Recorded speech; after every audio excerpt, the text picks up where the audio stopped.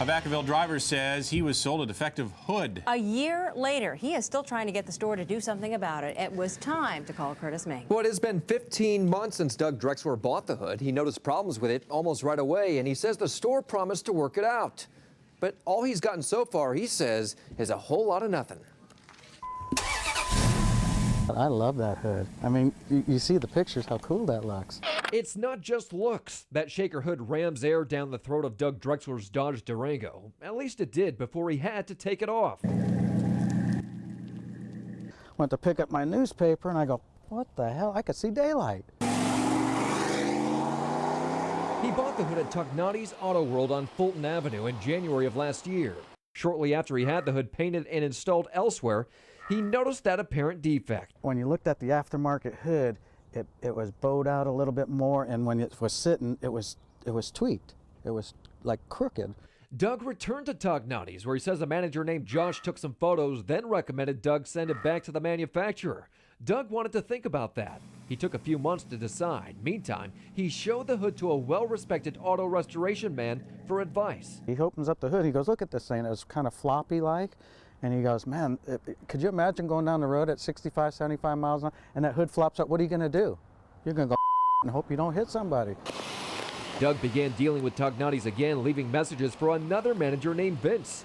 But Doug says very few calls were returned. He resorted to writing letters. Because he lives in Vacaville, it's quite the drive to Tugnotti's in Sacramento. But he says he got little response. And I tried, and I finally said, I'm going to talk to somebody that might be able to do something for me. And there you are. We called Vince, who at first was talkative, saying Doug voided his warranty the moment he painted the hood. But Doug thought that shouldn't matter if there's a defect. Next, we spoke with the same restoration guy who looked at Doug's hood. And as the hood got hot, it started to swell the hood up. Mike Gray of Advanced Restorations has 3 decades of experience building and rebuilding cars. Mike had serious safety concerns about Doug's hood. I really feared for this customer that the hood would fly up. Maybe he couldn't control the vehicle at the time. We sent that video clip and others to the manufacturer. After several emails, Keystone Restyling said they would take the hood back and investigate. Meantime, Vince at Tugnotti's stopped returning our calls and would not see us during our 2 trips to the store. It needs to be recent. The State Bureau of Automotive Repair has a little-known program that may have helped Doug had he gone to them right away. After you have auto body work done on your car, state investigators will inspect the work for free, so you can have peace of mind you got what you paid for. You can schedule a time for us to come out.